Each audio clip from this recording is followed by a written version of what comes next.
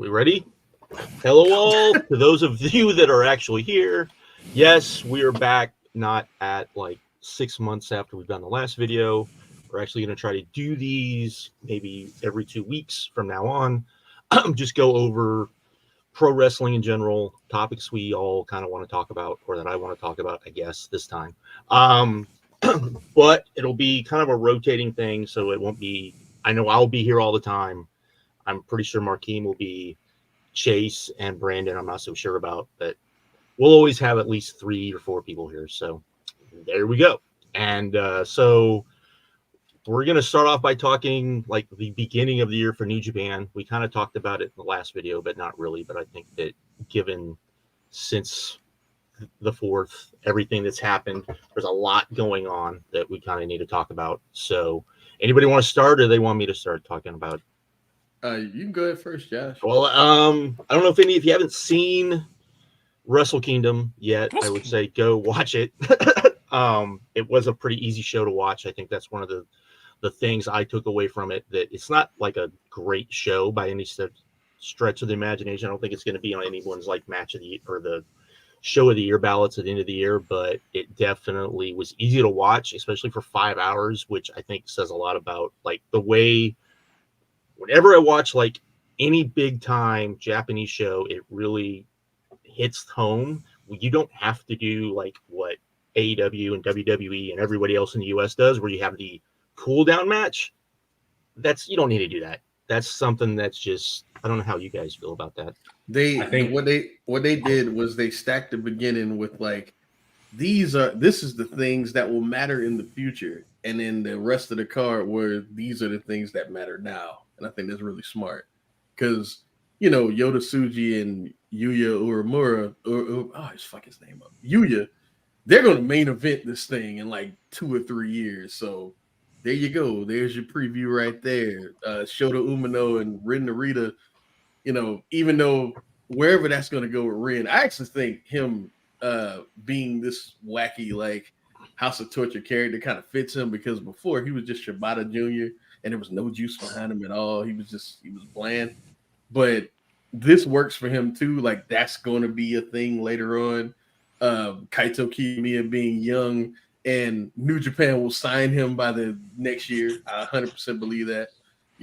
Hey, here's our guy for the future later. And then at the end of the card, it was, this is the shit that you care about now. And he froze. Apparently, he doesn't care about it. What were you going to say, Brandon?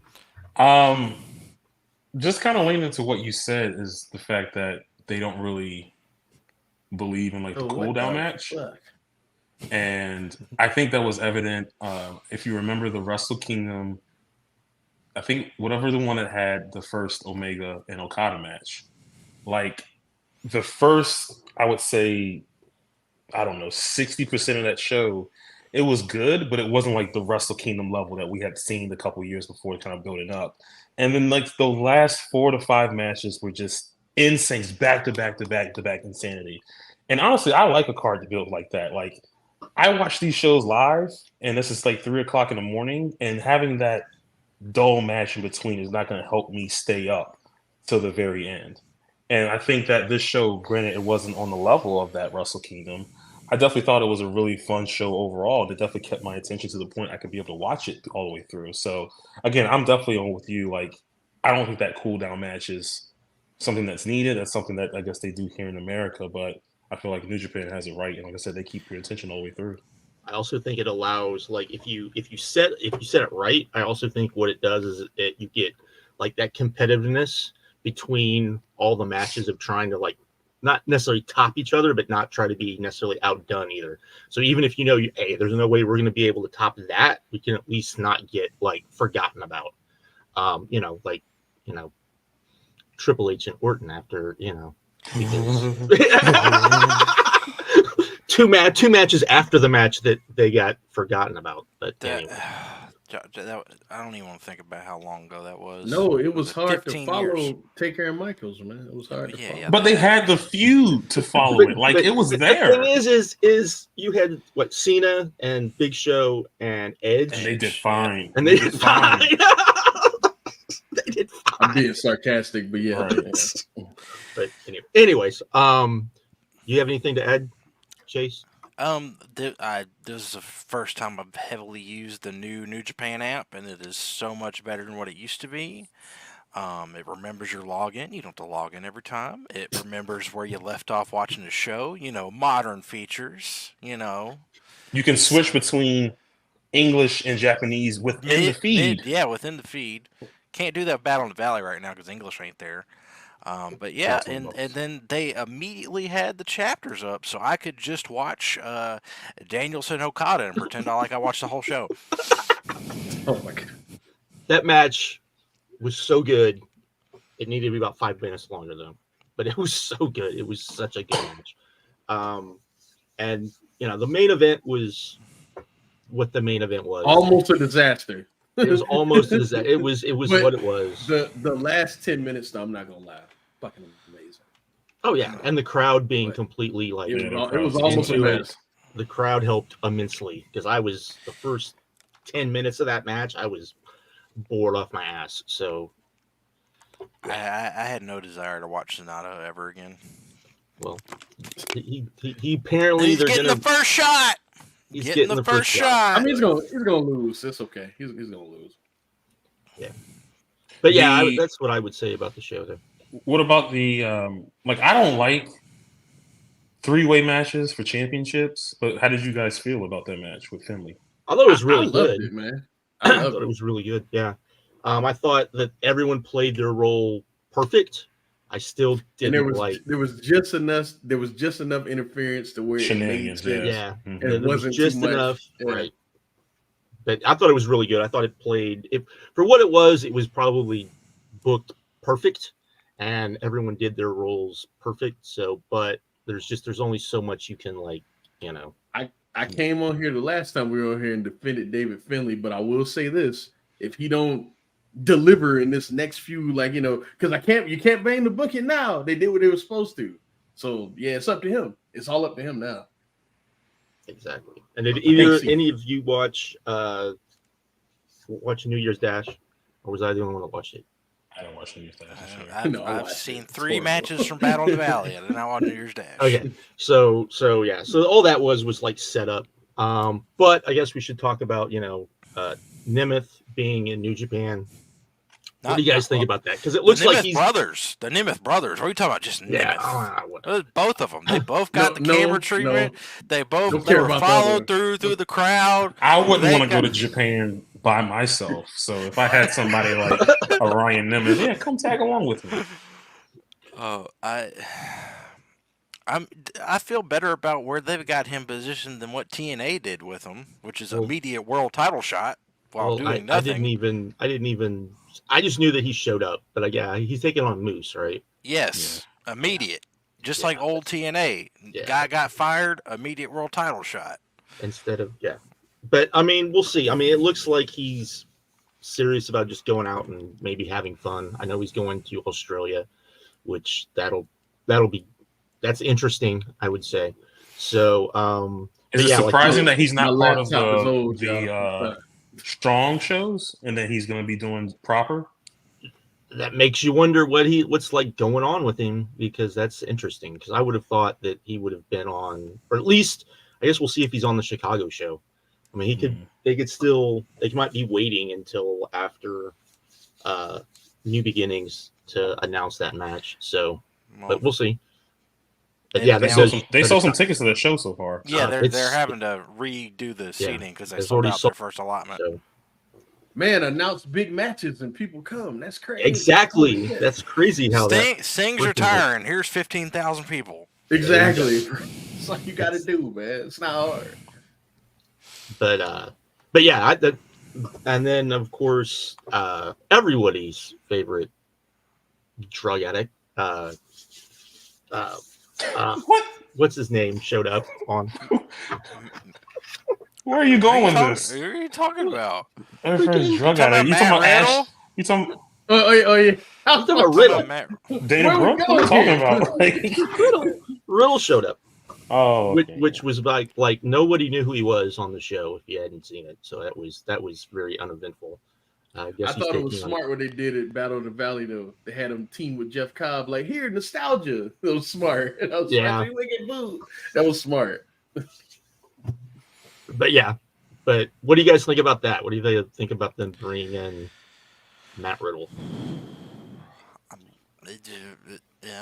Not surprised. Yeah, I'm not either.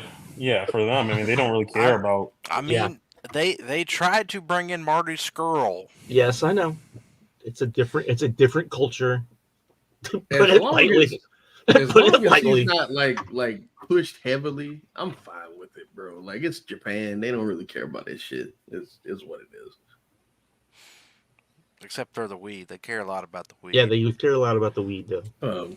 Yeah, but Mass Seidel's still banned. So No Savage. but yeah. And then did you guys all see Battle in the Valley? Saw the last 3 matches. yeah, I watched the whole show. I watched the whole show. What about you, It was Brandon? good, great show. Yeah, It was watched a great the whole show. thing. Yeah, But it was better than Wrestle Kingdom from what I watched. Yeah, I think it so. was more of a I think solid show. I'd say it was about the same because you didn't have the showmanship of it, like the entrances and all of that stuff. and nothing on it was bad at all. Yeah. Like nothing, not a single match. Agreed. I thought they set up some good stuff. So speaking The of Jack that Perry show, angle was interesting. speaking of that, this is more for Marquine. What do you make of the rumors that TK doesn't like Julia? I mean, it doesn't surprise me because she is different from the women that he usually pushes. And it doesn't surprise me at all. Like it kind of shocks me that Triple H and them like her. I don't know how that's gonna go, man. I really don't, because her whole thing is she just beats people up. Like that's the thing. That's the gimmick. That she beats people up and she intentionally rubs people the wrong way. That's been her whole character. She's the kind of bad outsider. Yeah. So I don't know, man. I don't know how this gonna work in the WWE, because it isn't like it's one of like Io Shirai's girls, like Kyrie was, or even to an extent Asuka, although she wasn't cool with the other chick, Nene Takahashi. She's cool with like Io Shirai, like that's like her homie. So they're all like, she's not in that circle. Like Julia's not in that circle. So I don't know how this gonna go. I find it interesting, especially after the reaction she got on this show, which was better than I thought. Yeah, because I thought it would be good, but not like it was, because people were like really into her. So, but I thought I would ask. She's the most total package woman on the planet. Charisma, I agree. That's my thing. I everything. like she is what they wished Jade was. That's yeah. Honestly, yeah. So she's just cool, man. Very cool. much so.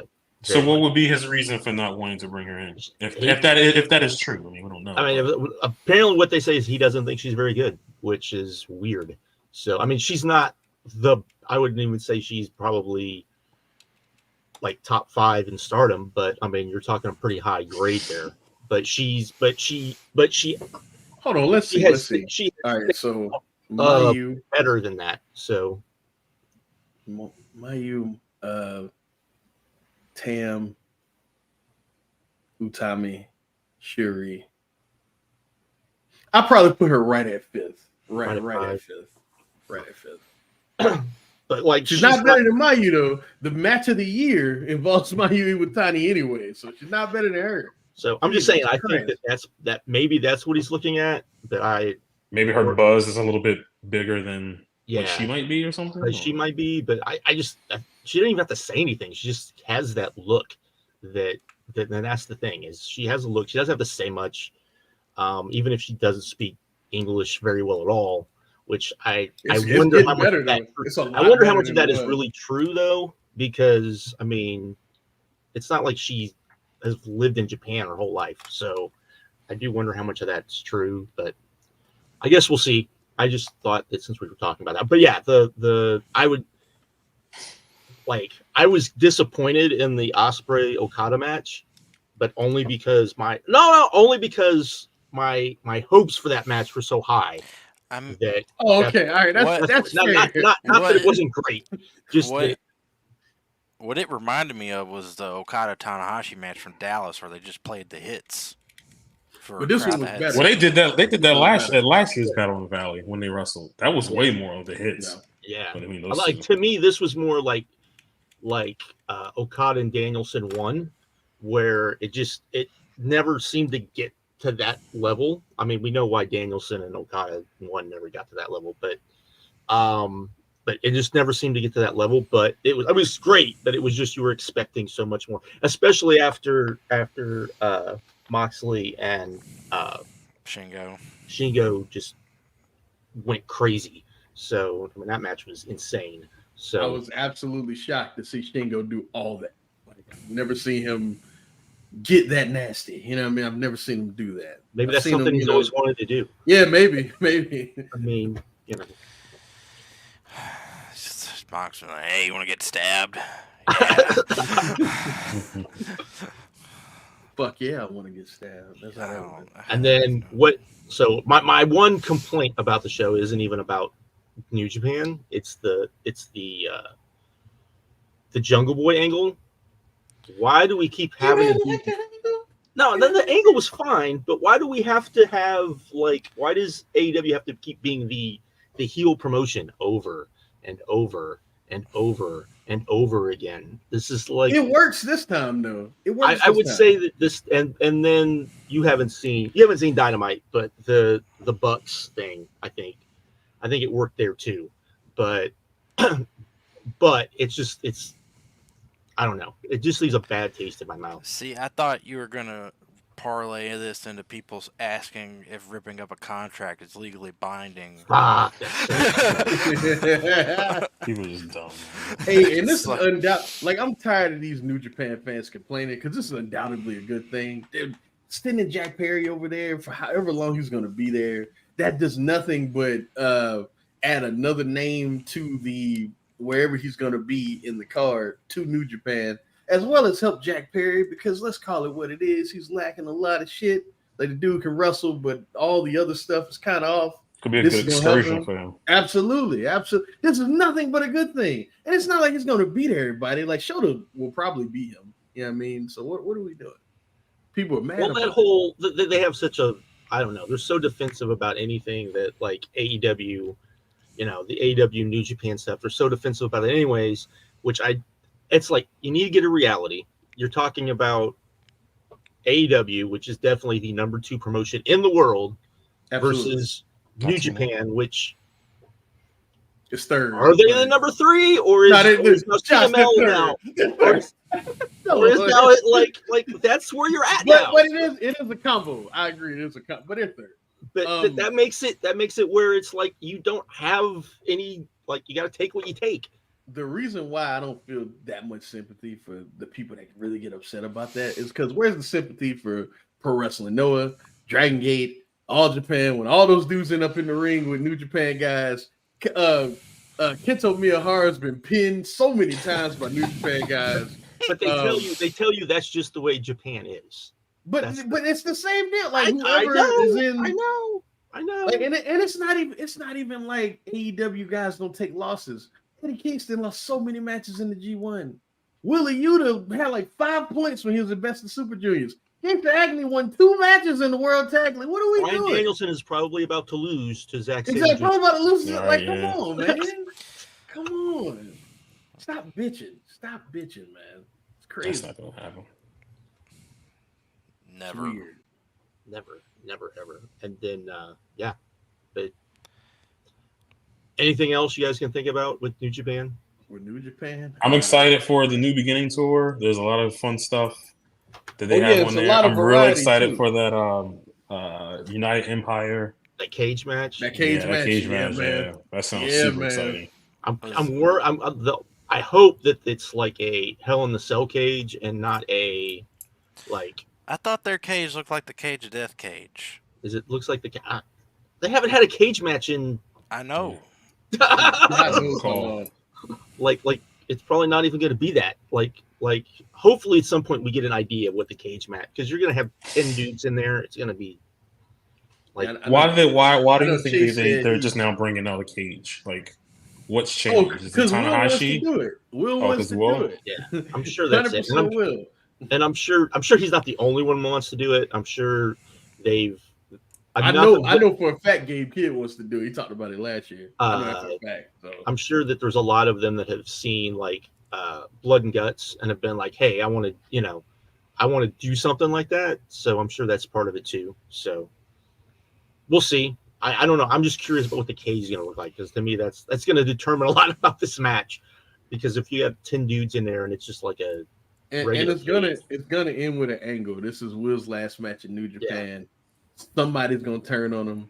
Somebody's gonna. I'm guessing Okan as a New Japan regular. Well, you know what I mean. But I'm guessing like Great Okan and one of them are gonna turn on him. That's how I think it's gonna end. Hopefully, they don't join the Bullet Club or anything. Just turn on them. I don't want any of that. But yeah, that's how it's gonna end. Yeah, agreed. But yeah, the New Beginnings tour actually looks good. I guess we'll see. They've kind of got me like where I'm arm's length. It just seems. I'm just so glad that the booking seems more logical and more focused. Even if all this stuff is not for me, because some of it isn't.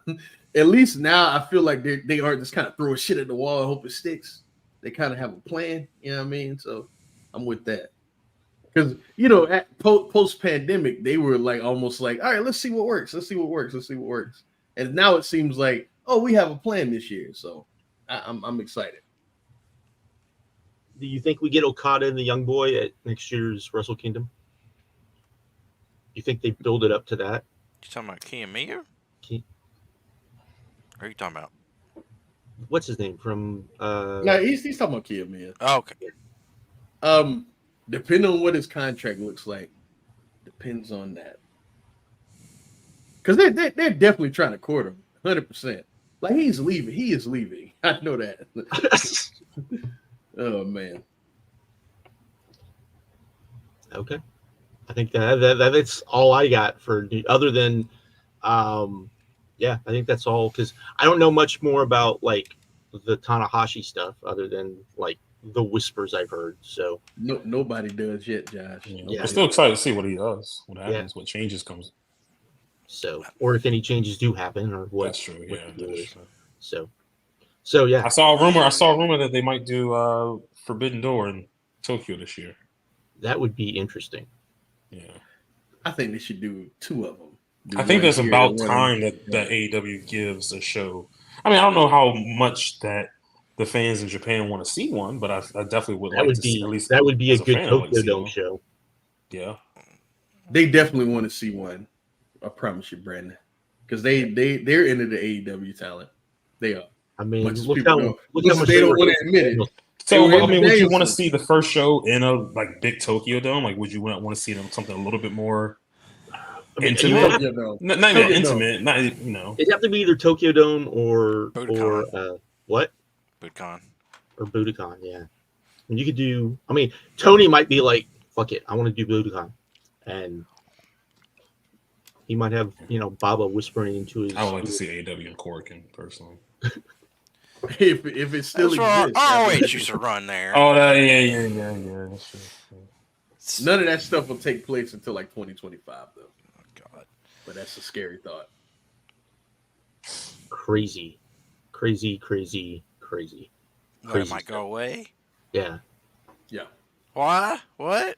This is old. You didn't know about that? No, I have to go there. I haven't been. Talk to the Japanese government, man. Yeah. Why are they closing it? What is that? I don't know. Did they finally see a video of what Big Japan's been doing in there for decades? Maybe shit. That's funny. Okay, so I guess we can talk about TNA.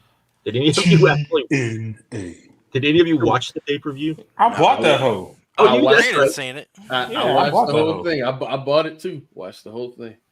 So how was the show? Because I didn't see it. It was that. It was Impact, man. Like it was Impact. Nothing has changed.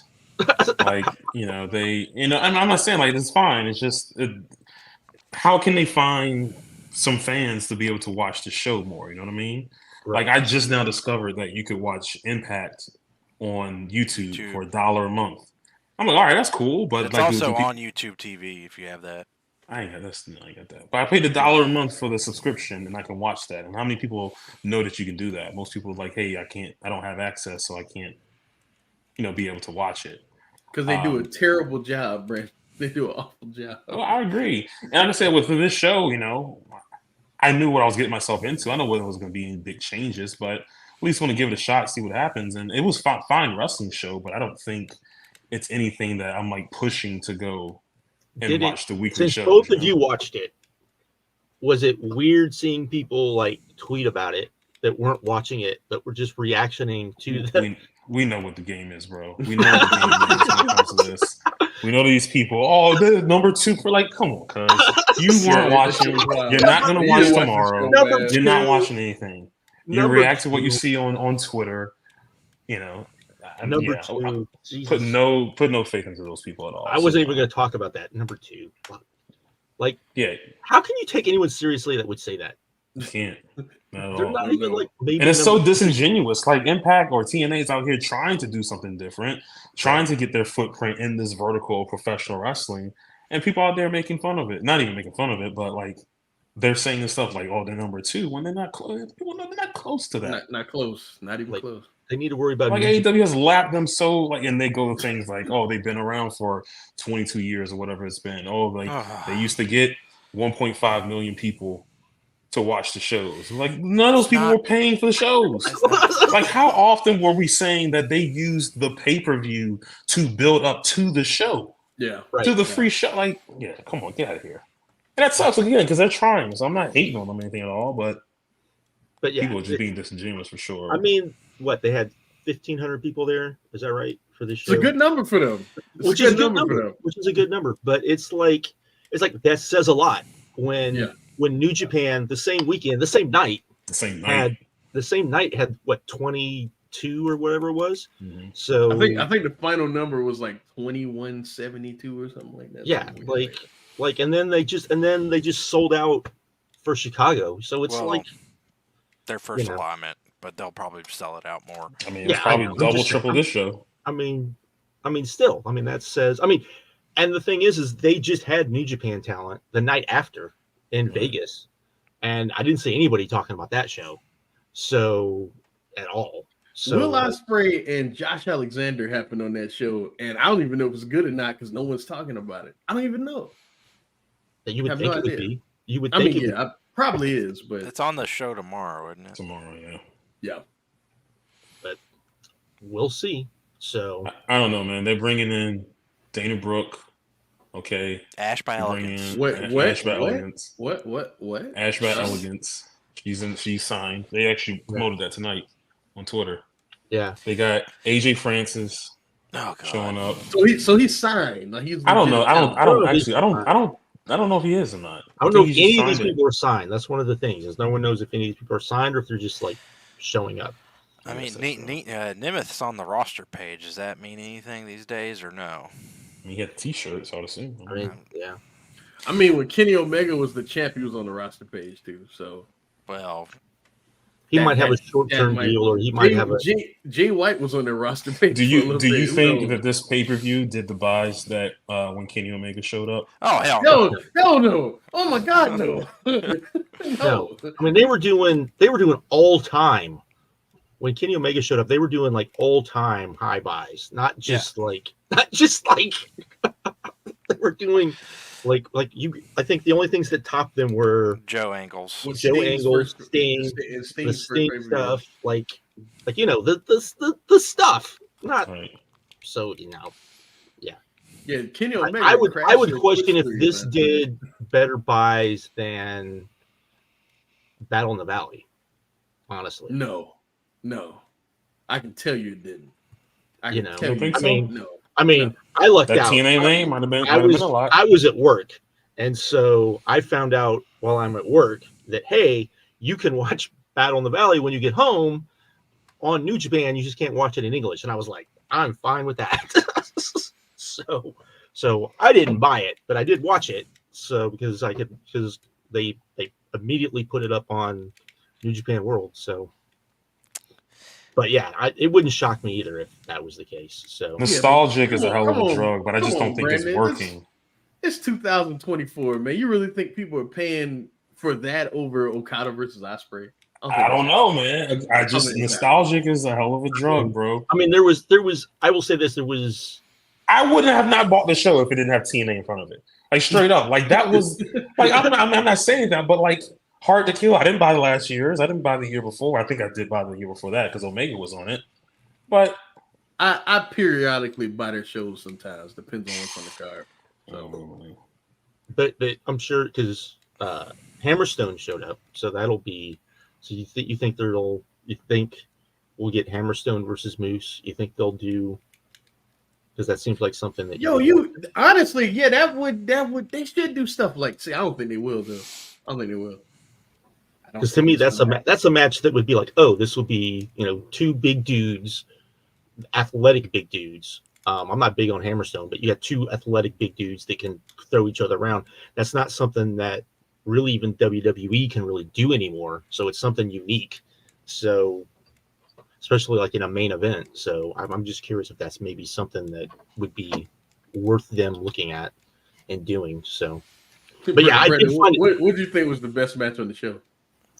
What did I think was the best match? Yeah. Honestly, man, I thought like maybe the women's match was like the most surprising. Match? No, hell no. I had to look away from that. I thought somebody would break their neck watching that match. But the Grace and Trinity, I enjoyed that match a lot. That was really good. It was legitimately like good because like I, like American women's wrestling is graded on such a low curve now that it's like it's disturbing. Like Josh, that was actually good though. Okay, because I'm just because like constantly you hear people saying, "Oh, the NXT women are so good," and it's like I see clips and I'm like, "What the? No, it's trash." Tiffany Stratton is good. Tiffany Stratton is really good. That's about all I could say though. I mean, the rest of them chicks are horrible. you had the number one prospect in women's American wrestling, and she's devolved since she's been there. So yeah. Yeah. Ooh. And never mind. She's Booker student. Never mind. That went right over your head. Yeah. So you said Booker wouldn't have got it. Yeah. Anyways.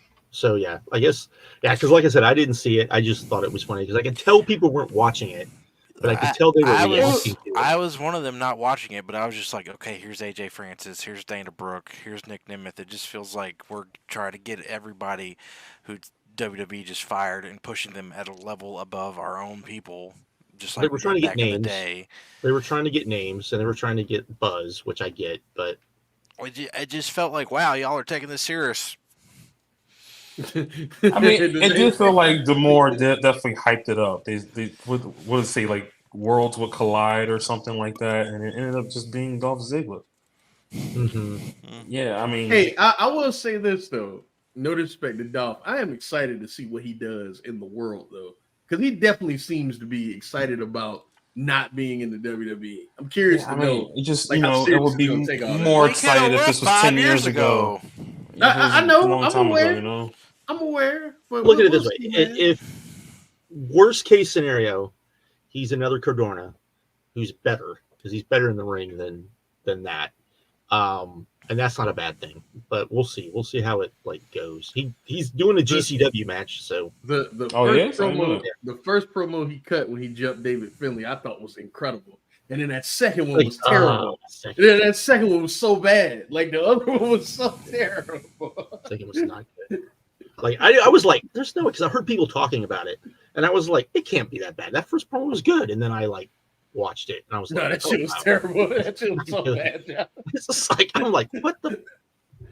Well, was it the no script thing that? It was the no script, and I think it was also him trying to be deliberate with what he was saying because of being in Japan, and you know how especially Americans when they go to Japan, they do that really deliberate talking type thing when they first get over there because they're like, okay, they don't understand me, so I'm gonna be really deliberate in what I'm saying and try to he was barely looking at the camera. He looked nervous. It was bad. It was not. When it's so wild, because the first one he was just like hyped on adrenaline. I was like, yeah, let's go, dog. And then the second one, no. Okay, Chase, this was one of yours, so I'll let you lead off with it. Yeah, this was okay. So so last week's Dynamite, when the Young Bucks come out, and there's all this fervor. Why is the Young Bucks Sting's match? Why is it the Young Bucks? Why? And in my head, I'm just like, probably Sting picked him, and then it gets reported Sting picked him. Like, why is this what we're doing now? When it's like the obvious thing is what it is. Meanwhile, you got all these people acting crazy. You know why? Online. We know why, bro. I will. And I want to get past it so bad. Fucking Mark Raimondi did an interview today with Samoa Joe, and they brought it up again. Oh God! Can we get past? And granted, the DJ Who Kid stuff came out, so now everyone's like, "Oh, what's going on?" Like the big Hawaiian dude is the one that broke everything up, so they went and asked Samoa Joe that. So I get it, but like, let's get past it, bro. Like. And I'm glad that DJ Who Kid story came out because that's what I believe. Exactly what he said is exactly what happened. No reason to he's a dude. He don't have a dog in the fight. He's just telling what happened, what he saw.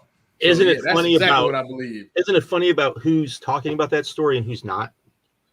That's the other thing. Josh, come on, man. That's the other thing. That's the other thing. It's like that dude's not had a good week. Who does? House. Yeah, but no. I think part of it also is I think you have a lot of people who. How can I put this? I'll just say it. I think a lot of people report down to WWE fans. Does that make sense? Because oh shit, Josh trying to get us in trouble. No, I'm just saying that I think that's part of it. I think that there's a hey, we can't like have real discussions. Because when we start having real discussions, people get lost and get mad and start start being stupid, and the trolls start coming out. But I feel like there's a thing where like they feel like they have to report wrestling in a certain way to appease WWE fans, and because they're the biggest consumers of what they're doing, that's what they do, and it's very annoying because the rest of us don't want that. And want something more than that, and we don't get it, and it's not good. I don't want to piss nobody off. So piss people off. Josh just called WWE fans dumb. I'm not saying dumb. They're not dumb, but they treat their fans like they're dumb. And so because they treat their fans like they're dumb, they just go along with it. Look at look at the NXT women, right? The discourse online is that division is that the NXT women are the best booked women's division in the United States. Why is that? Is it because the stories are good? From everything I've seen, no. Is it because the wrestling's good? From everything I've seen, no. Hell no. It's just that they get the most time, and so these fans have been programmed. If you get time, then it must be good, and that's a problem. Because that's not the way it actually is. And I think you have people that aren't going to say that. And so they just go along with the WWE fans who go along with that instead of actually pointing out that, hey, maybe this isn't what's actually going on and we need to take a step back. And they don't want to do that. Kudos to them for programming their fan base. Oh, yeah. That's smart. But you're absolutely right. That's not even WWE. That's across the board. Like, how often have you seen someone write on Twitter that TNA's knockout division is one of the best? Oh, that was in business. No, they still do it. They still do it. Do they? They still do it. No, I've never once seen someone tell me why. They never told me a match. They never told me a story that everyone loves. They got 26 I've never minutes heard on the show. It's just because they get so much time on the show. That's what people say. And that's what they want AEW to be. But I'm like, bro, like, I don't want that, especially if they're not going to deliver to the point that you're looking for. None of them, and this is that's offense to the women. It's just none of those women are good enough to be featured putting that a woman much. on the show heavily just because they're women is so counterproductive. It's so counterproductive because it gets to the point where, like, I know people say this about like movies and TV and stuff like that. Representation for the sake of representation is off-putting, and this is coming from a black dude. So if it's worth being on the air, it'll be on the air. Like, you don't need to just have these women out there because, hey, we need a women's match. And sometimes Tony does that shit and it bothers me. Like, he'll shoehorn like a women's match on the show when, let's be honest, sometimes we don't even need one. Let's be real, you know? So the thing is, I would rather, instead of doing the singles women's matches, I feel like they should do more like that multi-woman tag was fine. That was really good. Yeah, that was awesome. Where everybody gets to kind of show what they can do. They don't get lost. You don't see people's like what they're not good at. And everyone comes off so much better. And I think we just need more of that. So, but anyways. Just treat them like wrestlers, man. Treat them like you would anybody else on the roster. Because no one will complain if a jobber gets 2 minutes on TV, but everybody will complain if a woman, you know what I mean? It's weird. When was it Powerhouse Hobbs that everyone was upset about that wasn't getting pushed? Was that who was that? Everybody upset about. He's one of the many people that they're upset. No, but back when they were like, hey, we need a black champion, and that was the one that. Oh yeah, it was Powerhouse Hobbs was the poster boy for that, and he wasn't ready, and all of us came on here and said, when there's somebody ready, there will be somebody, and it will be much better. And it looks and look who it is, Swerve Strickland. Go figure. And it's gonna work, and it's gonna be better, and it's gonna be so much Scorpion more. Sky. So, oh my God! Yeah, remember that when people was like, he should be the world champion. I'm like, Scorpion. I've watched Scorpio Sky for 15 years. I'm telling you, the dude should never be a world champion. No, he tried. You gotta give Tony credit. He tried. Tony loves Scorpio. He tried it, but he's probably watched Scorpio his entire career, so that's probably why he, I've he's probably personal favorite. Guy. I mean, I have too. I think he's talented, but he's not that dude. No, he's not that dude. He's never been that dude. He was perfect for that to be that foe for Jericho at the start of AEW. Like, that was good, but like, we're 5 years from this thing. He's not gonna be that guy. That whole heel run was just so bad, and it killed Wardlow. That was part of the death of Wardlow. Was that whole shit? And Sammy Guevara got oh god, like Scorpio Sky's heel AEW run was like their Fiend. Let's just keep doing it. Let's just keep R.I.P. Bray, but yeah, absolutely, I agree. It like whoever got involved, they were worser for it. Yes. I made Raina go away, but I'm telling, like, it was bad scenes. But now I guess they're in ROH being a tag team again. Him and Ethan Page. That's totally fine. Back to your original point, we know why the Bucks are getting hated on, but it's gonna be a good match. It's gonna be a really good match. It's the best match they could. It's the best match they could do. And if it ends up being for the titles, it's gonna be in some way. It'll be. Even why even better, in the history of the world do people act like all of a sudden the legendary wrestler doesn't get to dictate his final match? That's weird. We just saw it last year with Muto. Muto won it. We saw it the first time with Ric Flair. Well, both times because the tag match. This is who won it. Right. That's what it is. It was so bad. Yeah, it was bad, but that's not my point. But yeah, I don't get it. I mean, it's this, and I guess that'll go into what the next thing is. It's just this shadow war, really, and that's what it is between like Punk and Punk's people versus AEW, and it's absolutely crazy. And are you trying to say that Punk is behind this whole Jericho thing, Josh? If he's not behind it, then I would say that the people pushing it are at least aligned with person pushing Punk. With what? The individual pushing it? The one person? Well, he wasn't the only one pushing it, but He was just the main one pushing it. I'll put it that way. Which is Nick Hausman, which is, you know, he made the allegations versus Jericho. If you go to my Twitter and you can find it, I reposted a podcast with two women that dissected the whole thing, going all the way back to like how it originally started with Ace Steel saying that his wife didn't sign an NDA and that she could talk, and said it as a threat. And then Jericho then responded, "Hey, I didn't sign an NDA either, so I don't know what you're talking about." And then it all escalated from there. And it's really, really sad, because if he did it as a surrogate of Punk, you know, Punk has done a lot of shitty things in his wrestling career. I would say the thing that has disappointed me, I've never been disappointed in any of it.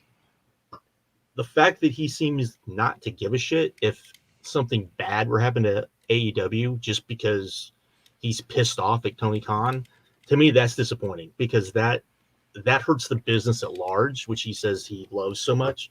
And it's just really, really sad. And the fact that all of these people from Jim Cornette to Hausman to everybody else, that just all Eric Bischoff, all of them just don't seem to give a shit. So either they're trying to get in with WWE, which doesn't seem to be the case at all. I mean, you're talking about Jim Cornette. Jim Cornette's never going back to WWE. No. And with him, there's other issues too. But that whole thing is just, it's icky, and it's gross is what it is. And especially it gives them views, though. It's popular, so it gives them views. So that's what they're going to go with right now. Yeah, I know. And that's sad. And what's really sad is that so few people publicly called him out on it. That's one of the really bad things about it, is my whole thing that people would call him out on it. If something really happened, right? We need somebody responsible to report it and not just bring it up to garner views for their podcast. I'm not saying absolve Chris Jericho or anything like that, but if something is really there, someone needs to do the work instead of just going, "Hey, I don't know. You need to look at this Jericho guy, because Harvey Weinstein, like, what the fuck are we doing?" But especially when you have the same people are absolutely quiet about Vince McMahon for a lot of it. And that's what's even worse about it, is because you're going to be like Harvey Weinstein, and we've had a Harvey Weinstein in pro wrestling, and his name's Vince McMahon. Oh, and man. You don't even have to use that. If you use something with like Nick Hausman, where he brings up this stuff with Jericho, and then they have World's End, they have the press conference, and he's tweeting out like, "Is anyone asking him about this? Anyone asking about that?"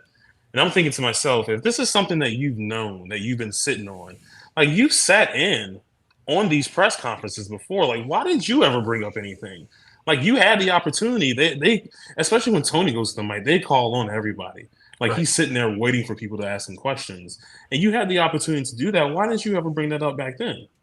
So it's like you say, it just feels gross that they're kind of and using it to weaponize against AEW. He's going to be at the Royal Rumble press conference. You know he's going to get called on. He's not going to ask Triple H anything about Vince. He's not going to ask anything. It's not time for those questions, Josh. We know that. Come on, fuck that. I just want these people to keep the same energy, bro. Keep exactly. Like, keep the same energy. That night after World's End, I said, I'm glad somebody asked, because somebody should have asked. I'm not going to say because somebody should have asked. At least the USA guy asked, and I think somebody else asked. He got asked twice in the same night.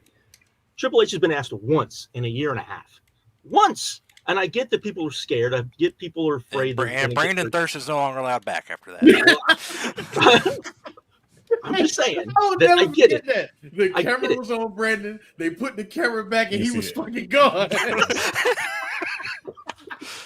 With Ariel in the background. Ariel in the back. Look like they shipped him off too. Yeah, freaking the UFC got in, and they're like, "Oh, fuck this guy! You got this jabroni working for you? Get him out!" Right.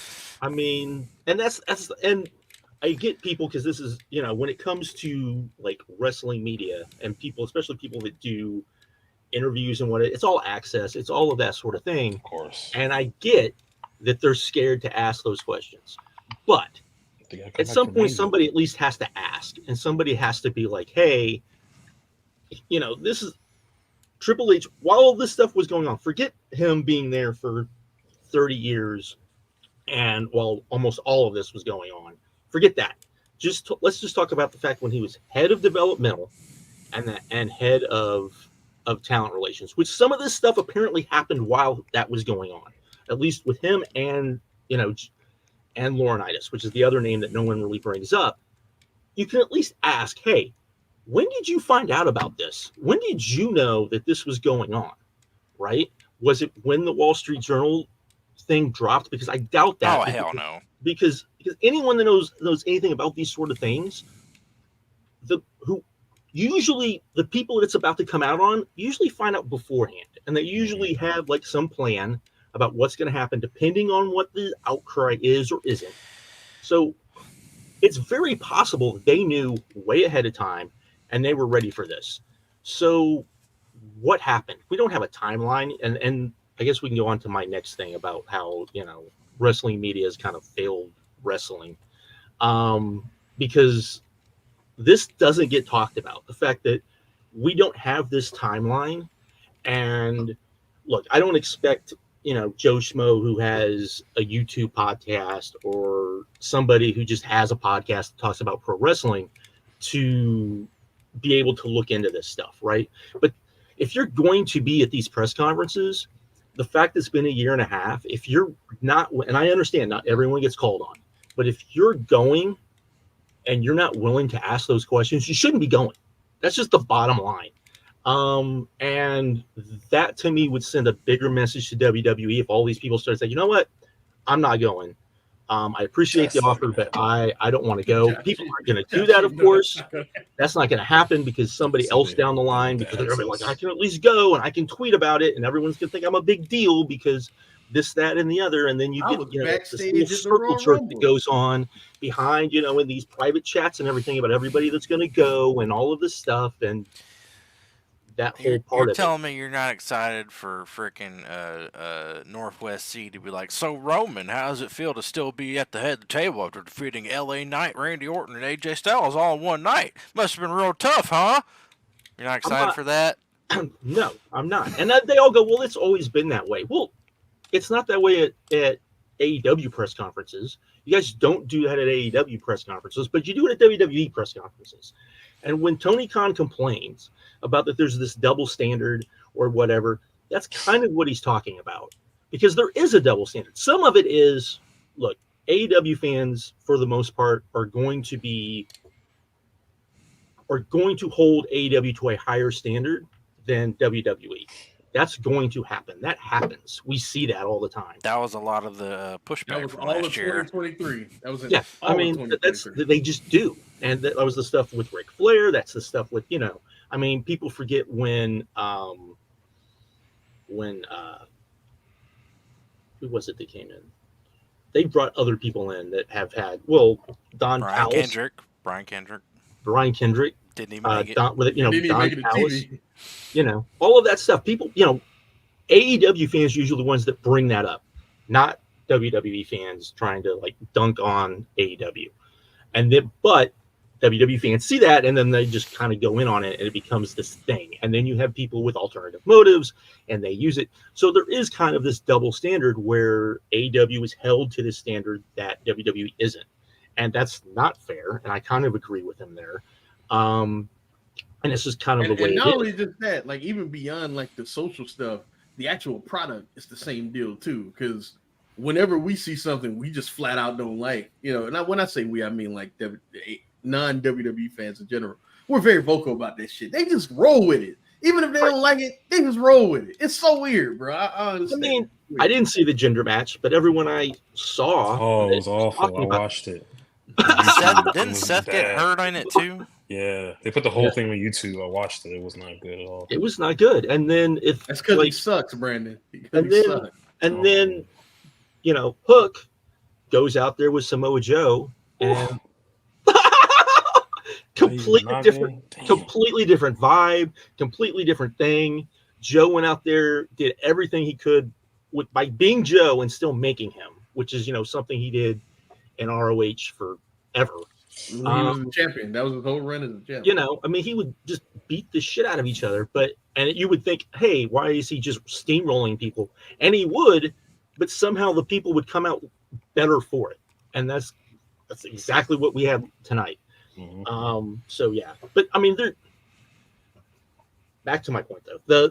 So I don't expect those people to be like asking in depth, and they're right. They're not investigative journalists, but they can ask questions. They can at least make it known, hey, this needs to be like a thing that we find out about. And the four big boys, Dave Meltzer, Sean Ross Sapp, Mike Johnson, Wade Keller, as far as I know, none of them have ever said, hey, who knew what and when? What was like going on within WWE corporate, especially Dave Meltzer and Sean Ross Sapp, who have the most, they have more people on the inside than anybody. Dave more on the corporate side. Sapp definitely, he's got, I would say, probably more people on the corporate side now, but definitely with the roster. That that's how, as much as people think that I don't like Sapp, it's not because of anything like that. Dude busted his ass without question to get where he is. And when Keller and Johnson and Dave basically ignored all those dudes on the indies that didn't think WWE would ever sign them, Sapp was the one interviewing those guys. Sapp was the guy making friends with those guys. That's why he had, all of that insight that nobody else had on NXT, because all those guys were in NXT. So he knew all that stuff that was going on. Later, he got more stuff with WWE. So I don't begrudge him that at all. I begrudge how that site's ran. I begrudge the way he does stories. I begrudge the way he employs. Yeah. And not even that. Because I mean, there's like 200 people on that site. Like you never, which is another issue. But Dave and Sapp have not, at any point, as far as I know, really pointed out, hey, this is when people knew what, and especially when you talk about the Steph stuff, because I'll put a little tinfoil hat on if you want. There is a timeline where they all knew that this was coming out. If that happened before she got let go, right? And at first, remember, we were told, oh, she's just leaving, whatever reason.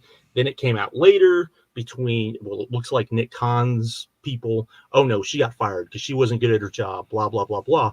If all of that was because she found out and was like, no, Dad, I'm not going to stand with you when all of this comes out, that completely changes that story. But we don't know because nobody's asking those questions. I think that's what happened, John. I never thought about it like that, but I think that's what happened. I mean, because so they buried her because she wasn't on the side. Is what wasn't going to play ball. She wasn't going to play ball, and so they buried her. And if that's what happened, then Nick Khan has a lot of questions that need to be thrown his way that aren't being thrown his way. And Triple H is the same way. And I do feel like there are people that also don't want to push Triple H because they're scared of what the rolling effect will be, because they're like, WWE's fixed. WWE's so much better now. Blah, blah, blah, blah, blah. We all have access, which we didn't really have under Vince too much. We all like Triple H. The whole PR thing that was a PR job with Triple H in NXT, and people forgetting what that dude was like before NXT when he was a wrestler and all the stuff that went on with that. Yeah. I mean, none of that's ever talked about. None of it.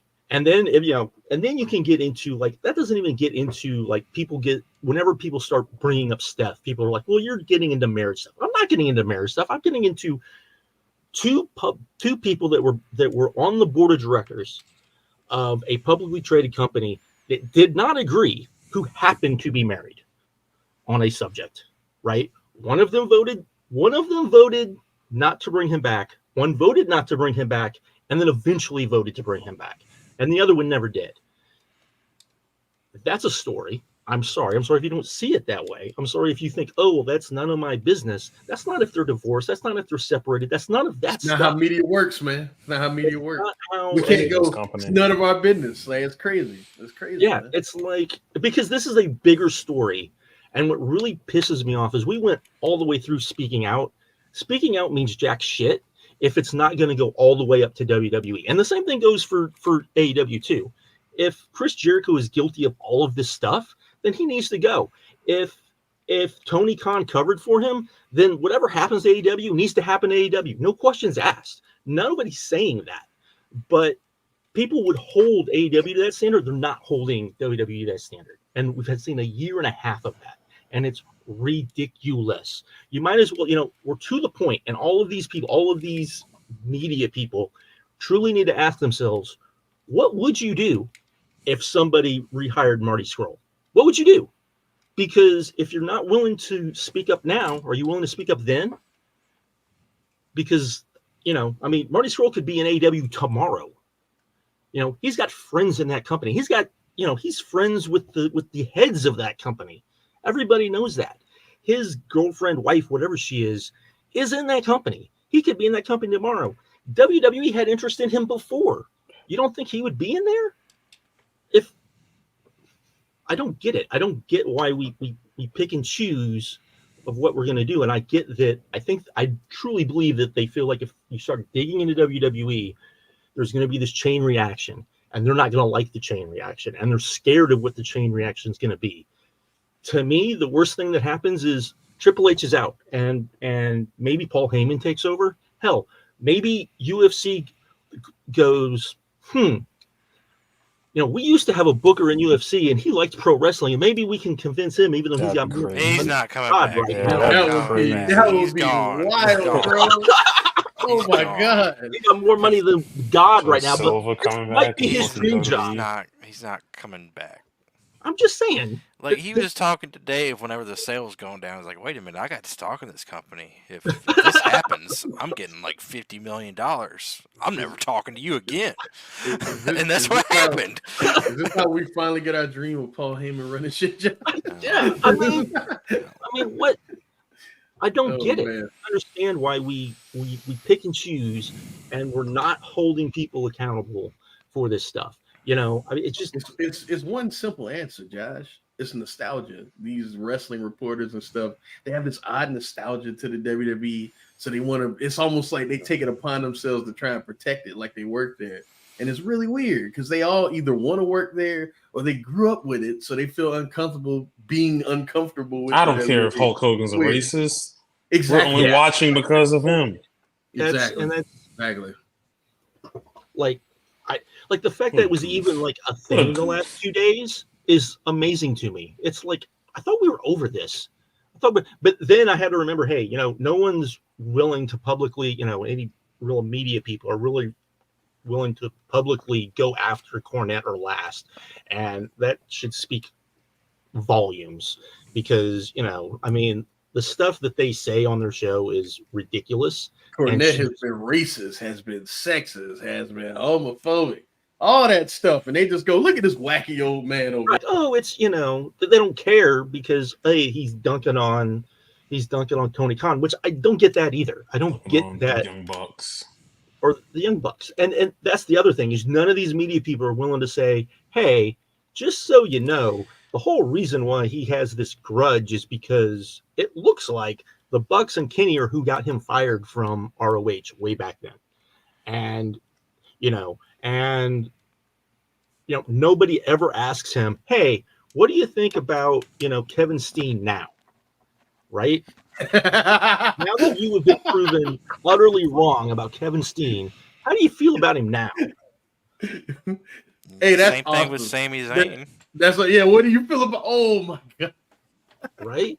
I mean, he just kind of goes, oh, now. And it's like you're picking and choosing. And it's like, whatever. I don't get it. I don't understand it. And then you have the whole mentality apparently of if you go after any of these guys, they have this little like circle, and then they're all going to come after you no matter because you're not deemed worthy to go after them.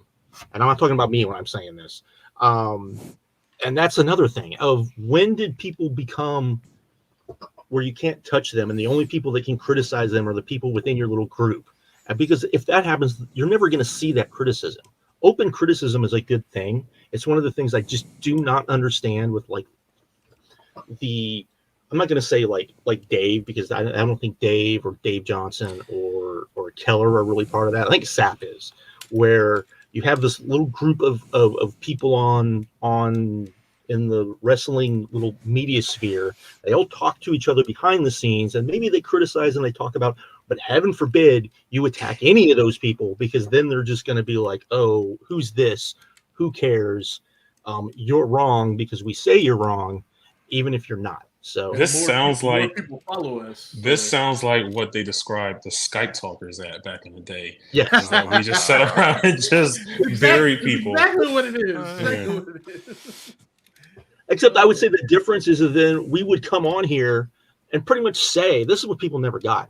We would pretty much say what we said in the calls. It wasn't like we didn't.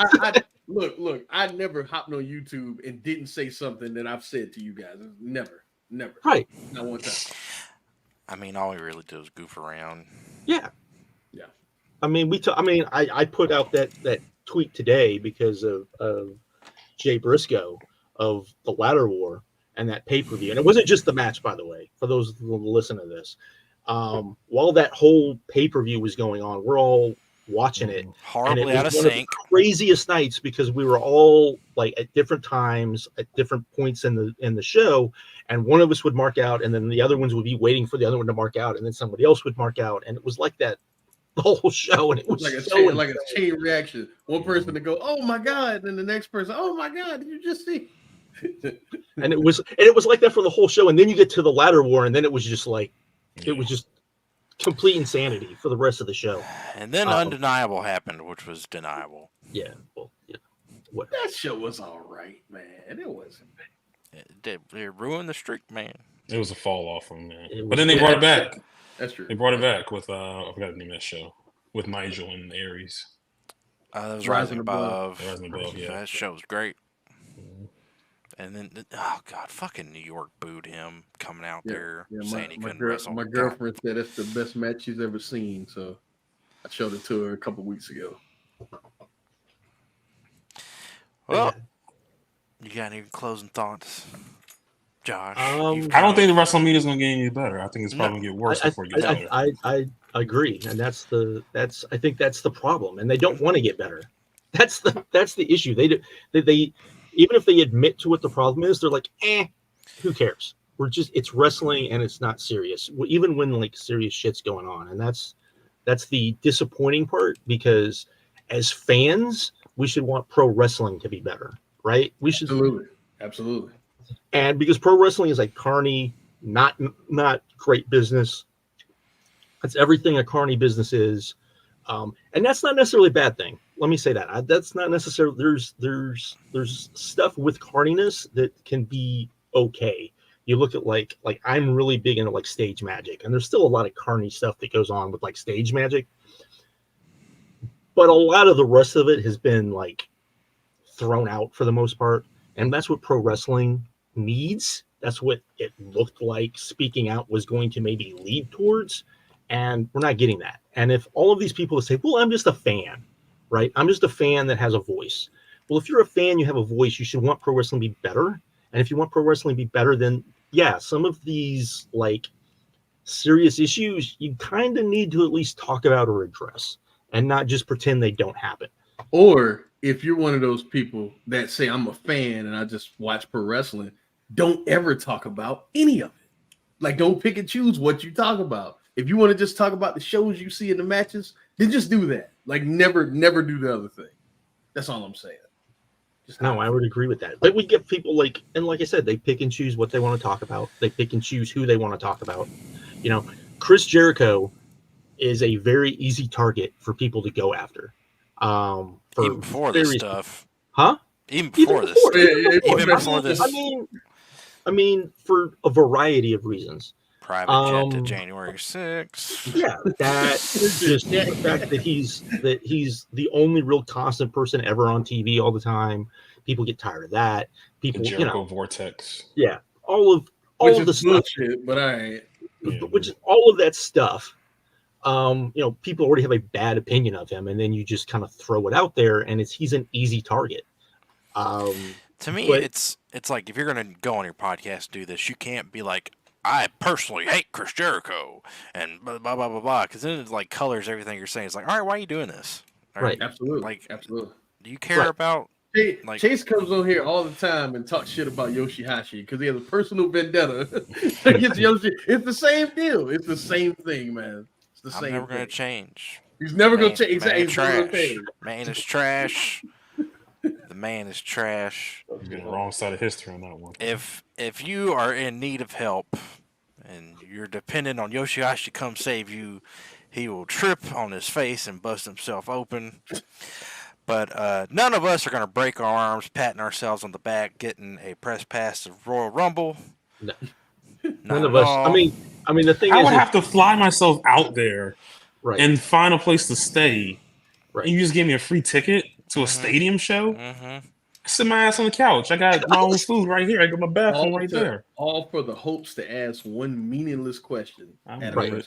That's the thing. Is the hopes of asking a question so you can to all the people who are watching, you can prop out your freaking whatever, your podcast, your YouTube channel, whatever that no one's going to go to. Right, that no one's going to go to. So why not actually like make a difference and be the guy or be the woman that's like, they finally ask the question and go from there. I mean, I don't understand why this is such a and also the fact that so many people defend not asking it. That's the other thing that it's not the time or place to ask these questions. And it all depends on like how your platform is. Like that's why I like people like Denise Salcedo, and I don't know if y'all familiar, but old girl Lyric Swinton, and motherfuckers like that who just go to the shows and they cover the shows like that's exactly how they cover it. There's no big ass think pieces. They cover. Okay, so with them, I would say they cover it the same way that like E Entertainment covers TV. That said, even when like big things happen within the entertainment world, they cover it. They talk about it. When they're interviewing people, they might bring it up because it's a big deal. Now it's got to be a big deal, but let's be honest. We're talking about the sale of WWE to Anthem and the creation of TKO. Probably the first or second biggest story. Endeavor, not Anthem. You said Anthem, Josh. Did I say Anthem? You said Anthem. Yeah, Endeavor. That Al can't afford WWE. Okay. Anyways, that's one of the two biggest stories to happen since the sale of WCW. The other is Vince McMahon and John Laurinaitis, right? And that whole thing. Those are the two biggest stories since then. So in almost 25 years, those are the two biggest stories. And yet we're not supposed to ask these, you ask about any of it. You go back to the end of 2022 and Sean Rossat puts out that tweet. What's the biggest story of 2022? Not counting Brawl Out. I'm like, bro, like Vince just got ousted from his job. Like, we're talking about this is the biggest story, right? Because no one wants to talk. It's like because nobody thinks of it like that because no one wants to talk about it because they want it to be out of mind. And they'll also tell you, well, he has no real power now, so it doesn't matter. They'll give you some convoluted thing of why, but we know why.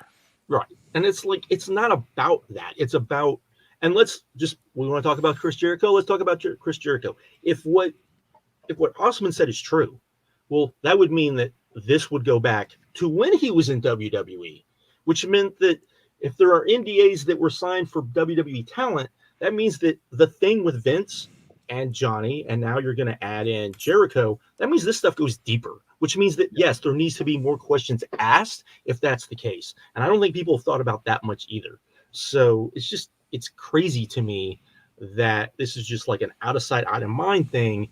And, like I said, it's just, I don't get it. I don't understand it. The wrestling media needs to be better, and they're not. And that goes for everybody from the top down to the very tippy top, all the way down. It's an access media, where you have to have access. I get that, and you don't want to hurt your access necessarily, but at the same time, you do have a responsibility, I think, to sometimes ask questions that maybe you are going to get a little, like, your access may be a little out of line for a little bit when you ask it, but it is what it is. And yeah, I mean, if Dave Meltzer and Sean Ross Sapp don't go to these things anyways, right? No, because there's no value going there. Yeah, there's no value in going there unless you're guaranteed to be asked a question, and you're not, because they pretty much, hey, we're gonna kind of pick and choose who we're gonna, like I said, if Hussman gets asked a question, which I'm almost 100% sure he is, and he doesn't ask a Vince question, then that just tells you everything you need to know about that guy, and everybody needs to call him out publicly, and that's not going to happen. And that's what irritates me so much, because especially after his little tirade on Twitter during the World's End press conference, right. It's ridiculous. Everybody brings up New Japan was wrong for using Matt Riddle and blah blah blah, but none of these people have had any. I've seen so much talk about them using Matt Riddle. These same people that hadn't said anything about Vince McMahon the whole time. Man. I'm tired. Or they were talking about Matt Riddle before WWE got rid of him, but they weren't talking about Vince McMahon. Yeah, it's like weird. It's Velveteen Dream. We can start naming people. You know what I mean? Yeah. And I mean, and a lot of people really didn't talk about Velveteen Dream because they were like, even though it was pretty clear what happened. And did y'all see his apology video? Weirdest thing. Right. And they weren't even asking, like, that's when you had not even like the people you have now at these NXT press conferences. That's when you had like people and they weren't even asking that about like, what's the status on Velveteen Dream? What's the status on and it's crazy to me. Well, we can try to be sane. Gonna try to wrap this up again before you go off on another tangent. But yeah, we'll try to be back in 2 weeks. I'll try to say more. I don't know. Brandon might be here. Brandon might not be here. The constants will be me, Markeem, and Joshua. Nobody's going to watch this, so he'll probably get no flack for the things he said. Which is obviously the best thing to do is to yell things in an empty forest. Yes, I know. But you never know. You never know. You never know. Yeah, you never know. People clips. People do clips all the time. People clip shit all the time. You clip. So if you want to clip some stuff out and tweet it at people, go ahead. This might get to the right people, Josh. Go ahead. But yeah, we will be back in 2 weeks. I mean, I don't know. I say stuff and somehow people find out about it. Brandon. I said we're going to review the Royal Rumble. I mean, we probably should. Honestly, we probably one of the only 2 shows I watch all year. Sure. Well, yeah, I'm not going to be able to watch it live because I made a Collision live. Well, but we don't have to do a live. Right. We can do it. I know. 2 weeks from now, it'll have already happened. You literally don't have to watch it. Just look at the results and just give your opinion, like most people do about professional wrestling. When is it? It's January 27th. Okay, cool. When I'm at Collision. Oh yeah, I'm not gonna be able to watch it. I'm going to the tournament, so I'm not gonna be able to watch it. We're not gonna do like a live. No, we get 2 weeks. Right, 2 weeks. 2 weeks. 2 weeks. We can talk about it in 2 weeks. We can talk about it in 2 weeks. Because there will probably be stuff happen, and the press conference will happen, and we can talk about the same shit we just talked about for 45 minutes. I just realized how I want to end this show from now on, but I'm going to save it for the next time. So anyways, I'm Chase, that is Markeem, that is Brandon, that is Josh. We've been named the Skypetalkers by PS Power. We will see y'all later. He's still around. He's still around. He's still out there.